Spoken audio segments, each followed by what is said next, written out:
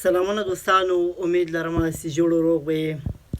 دوستانو په دې څنګ کې چې یو تصویر درته ښکاري، په دې کې چې کوم څلور کسان معلومیږي، دا څلور واړه ورونه دي. دا ډېر غریبان خلک وو، دی محنت وکړئ، خواري یې وکړله، کوشش یې وکړئ، لاړ اټلي ته.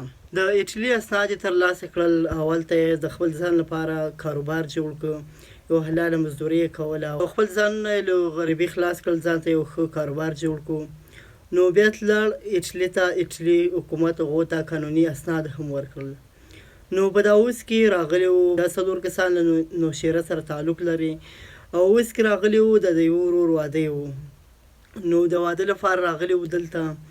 نو خپل عزیزانو، رشته دارانو، عزیزانو قریبانو ته یې دعوت ورکړی وو. له واده نه بعد کې د اکا زامنو ته دا خوند نه ورکاوه چې دوی ښه کاروبار جوړ کړه، ښه دنیا یې ده. نو هغو ته یې خوند نه ورکاوه. نو هغه راولاړ شول، له دوی سره یې جنجال باندې ځان اخته کړو، په دوی حمله وکړله چې په دې کې دغه درې بدنصیبه وروڼه خپل ژوند له لاسه ورکوي او دغه درې وروڼه په هغه ځای باندې ختم شول.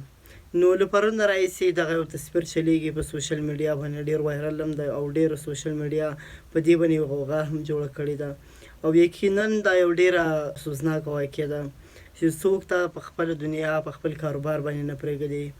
نو دوستانو، د ویډیو مقصد مې دا و ځکه چې دغه تصویر پرون راهیسې په سوشل میډیا باندې ډېر چلیږي او ډېر خلکو ته د دې په اړه باندې څه معلومات نشته.